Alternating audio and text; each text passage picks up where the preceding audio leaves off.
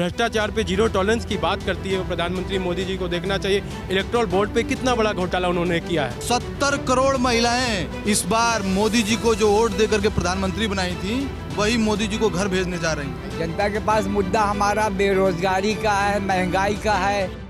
लोकसभा चुनाव के 2 चरण बीत चुके हैं। तीसरा, चौथा, पांचवा, छठा और सातवां चरण बाकी है और इसको लेकर के सभी नेता पूरे देश भर में रैलियां कर रहे हैं और अपने पक्ष में माहौल बनाने की कोशिश कर रहे हैं। राजधानी लखनऊ में हम मौजूद हैं। समाजवादी पार्टी के कार्यकर्ता किस तरह से घर घर जाकर के और अपने वोटर्स को निकालने की कोशिश कर रहे हैं, क्योंकि मतदान प्रतिशत भी बहुत ज़्यादा कम जा रहा है।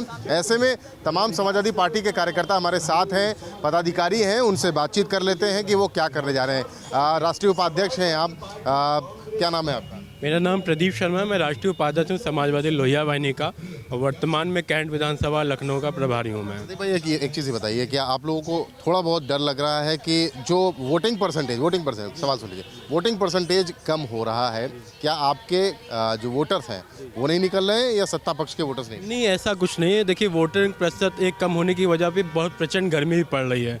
दूसरा, चुनाव आयोग को भी लगातार कहीं ना कहीं जिन जिलों में वोटिंग कम हो रही है वहाँ के डीएम को संज्ञान में लेना चाहिए कि क्यों इतनी वोटिंग कम हो रही। एक अच्छे लोकतंत्र के लिए कि वोट प्रतिशत बहुत ज़्यादा, मतदान जितनी ज़्यादा संख्या में होगा उतना ज़्यादा स्वस्थ लोकतंत्र बाहर निकलता है। अब रही बात समाजवादियों की तैयारी की, तो निश्चित तौर पे हमारे जो मुद्दे हैं वो मुद्दे लगातार हम लोगों के क्लियर रहे हैं। वो चाहे किसानों से जुड़े मुद्दे हों, उनके एमएसपी पे कोई मुद्दे हों, चाहे भ्रष्टाचार में, चाहे इलेक्टोरल बॉन्ड से लेके, चाहे नौजवानों को जो रोज़गार नहीं मिला है, जो महिलाएं असुरक्षित हैं। अभी इतना बड़ा मुद्दा चल रहा है रेवन्ना का, आप जान रहे हैं। वो उसको संरक्षण किसने दिया, उसको टिकट किसने दिया, उसके लिए प्रचार किसने किया।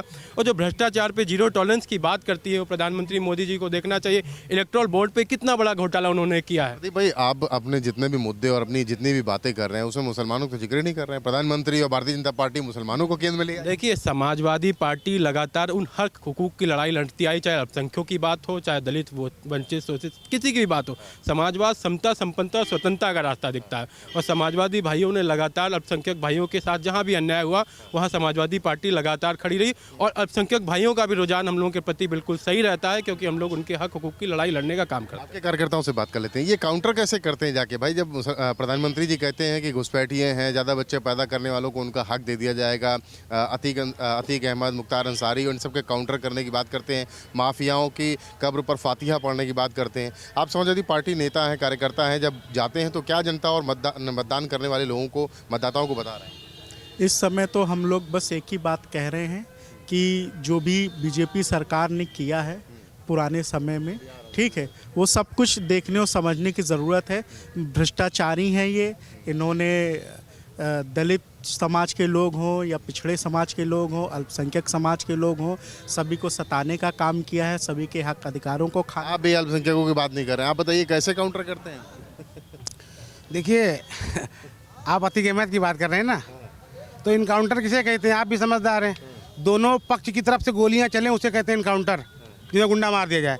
ये तो एक हथकड़ी लगा के लेके जा रहे हो, किसी को मार दिया गया, उसके बारे में तो आप खुद जानते हैं क्या कहा जा सकता है। सरकार जो है कह रही दुर्दांत अपराधियों को खत्म किया गया है और माफियागिरी बंद कर दी गई। तो बाकी अपराधी जो हैं स्टेट में, जो भाजपा सरकार में ही मंत्री बने बैठे हैं, उनका सरकार क्या कर रही है? बाकी कौन है, आप लोग बताइए, बाकी कौन? नहीं, बहुत से अपराधी हैं। वो देश का सबसे बड़ा अपराधी है और प्रधानमंत्री के पीछे छिप करके अपने आप को बचा रहा है और भारतीय जनता पार्टी उसे बचा रही है। उससे बड़ा अपराधी इस देश के अंदर कोई नहीं है। 70 करोड़ महिलाएं इस बार मोदी जी को जो वोट दे करके प्रधानमंत्री बनाई थी, वही मोदी जी को घर भेजने जा रही हैं। ऐसा हो रहा है क्या भैया? ऐसा होने जा रहा है क्या? अब फिलहाल के लिए गठबंधन तो बहुत मजबूत है, ठीक है, और अगर बेईमानी पे ना उतरी भारतीय जनता पार्टी, क्योंकि इनका तो हमेशा काम है कि मतलब बेईमानी करके ईवीएम में घोटाला करा के जीत जाते हैं। और चाहे लखनऊ हो और चाहे पूरा उत्तर प्रदेश हो और चाहे अयोध्या हो, जहाँ के नाम से बीजेपी की सरकार राजनीति करती है। दादा ये बताओ कि मुद्दा क्या है, आप लोग क्या मुद्दा लेके जा रहे हो जनता को? जनता के पास मुद्दा हमारा बेरोजगारी का है, महंगाई का है, और जो देश ने दुनिया भर के क्राइम किए जा रहे हैं, बेरोजगारी है, सरकार कह रही है कुछ नहीं है, ना दंगा ना कर्फ्यू, कुछ नहीं होता है। कुछ नहीं। हम तो ये जानते हैं, हमने अपनी ज़िंदगी में आज तक कोई ऐसा युवा नेता नहीं देखा अखिलेश यादव के जैसा, जिन्होंने पूरे उत्तर प्रदेश में नाम नहीं, विकास का नाम भी पैदा किया है। इनका उत्तर प्रदेश में नहीं, विदेशों में भी बड़े आदर सम्मान से इनका नाम लिया जाता है और इनके विकास की चर्चा होती है। तो हमने लिखा ईश्वर खुदा एक है और एक रहेगा, उत्तर प्रदेश का मुख्यमंत्री फिर अखिलेश रहेगा। समाजवादी पार्टी के कार्यकर्ता हैं, देखिए आप बताइए क्या जनता के बीच में जा रहे हैं, जब आप मतदाताओं के बीच में जाते हैं क्या बताते हैं पार्टी के बारे में, और जो मुद्दे बीजेपी के द्वारा आप पर फ्लोट किए जाते हैं उनका काउंटर कैसे करते हैं? हमारी पार्टी समाजवादी पार्टी पिछड़ा, दलित, अल्पसंख्यक सबकी पार्टी है, समझ रहे हैं?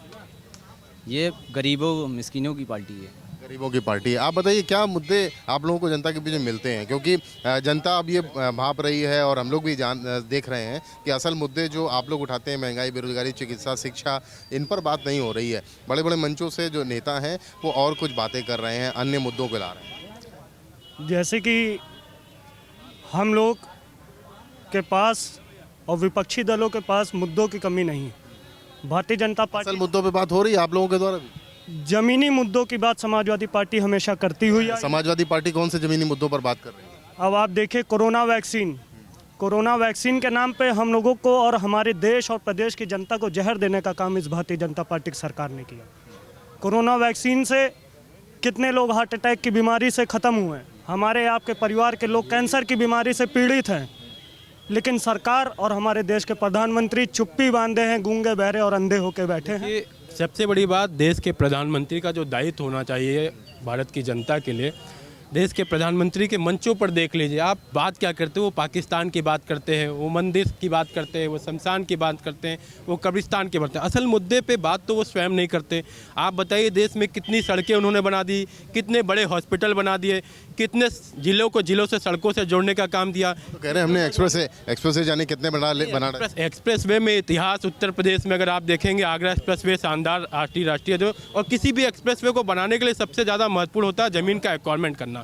आपने देखा होगा पूर्वांचल का 95% एक्वायरमेंट अखिलेश जी ने किया। और मानक आप भी चलते होंगे, आप पत्रकार हैं, आप देखिए जिस मानक पे आगरा एक्सप्रेस वे की सड़क बनी है, क्या वो पूर्वांचल की बनी है? उस कहीं से उसको आप तुलना ही नहीं कर सकते हैं। अपने विकास के लिए कहते हैं कि हम तो विकास करने वाली सरकार। कोई विकास नहीं। आप विकास बताइए, लखनऊ में आप भी घूम रहे हैं, आप देख लिए एकाना स्टेडियम हो, चक गजरिया का फॉर्म है, SCL हो, आपका मेट्रो की जितनी भी योजनाएं हैं, रिवर फ्रंट हो, आपकी JPNIC बिल्डिंग हो, लोहिया पार्क हो, जनेश्वर मिश्रा पार्क हो, ये जितना भी डेवलपमेंट हुआ वो आदरणीय अखिलेश यादव जी के शासन में। और कोरोना की बात अभी हमारे भाई ने की, उन्होंने भी कोरोना पे किस तरीके से लोगों को आगाह किया था, तो तमाम लोगों ने उनका मजाक बनाने का काम था, लेकिन आज सब अच्छी तरीके से जान रहे थे जिस तरीके से कोरोना में लोग। अच्छा, इंडी गठबंधन की बात आप लोग करते हैं, गठबंधन में आप लोग हैं, प्रत्याशी आप लोगों के हैं, लेकिन बार बार सत्ता पक्ष जो है वो ये कहता है कि इंडी गठबंधन में तमाम चेहरे हैं, बहुत सारे चेहरे हैं, प्रधानमंत्री कौन बनेगा, इसको लेकर के आप लोग नहीं, ये तो राष्ट्रीय नेतृत्व तय करेगा।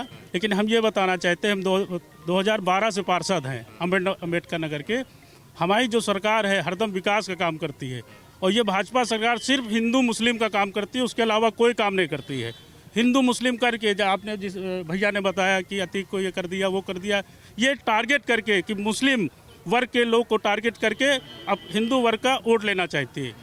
ऐसा हो रहा है? आप लोग जनता के बीच जाते हैं, क्या कहती है जनता? बिल्कुल, ये बात एकदम सत्यता है। जनता इस बार जागरूक है। अब इस बार सिर्फ लड़ाई हिंदू मुसलमान पे नहीं है, इस बार रोजगार और महंगाई पे लड़ाई है। रोजगार महंगाई पे लड़ाई। बिल्कुल, रोजगार और महंगाई पे तो लड़ाई हो ही रही है। जैसे इन्होंने अग्निवीर योजना लगाई, इन्होंने 2 साल 4 साल वाले अग्निवीर, लेकिन अब की क्या जनता, इंडिया गठबंधन के प्रत्याशी और इंडिया गठबंधन इनको वापसी घर भेजने का प्रकोप करेंगे। समाजवादी पार्टी के जो कार्यकर्ता हैं वो अपने मुद्दों को लेकर के बहुत ही स्पष्ट नजर आते हैं, लेकिन जो बड़े बड़े मंचों से बातचीत हो रही है उसमें हिंदू मुसलमान की गोलबंदी करने की कोशिशें देखने को मिल रही हैं। जानकार भी ये बता रहे हैं कि लगातार जो मुद्दों के केंद्र में मुसलमान आ चुका है और तमाम ऐसी बातें कही जा रही हैं जिसके बाद समाजवादी पार्टी हो चाहे विपक्ष की कोई भी पार्टी हो, उसका काउंटर करने की कोशिश भरसक की जा रही है उनके द्वारा भी।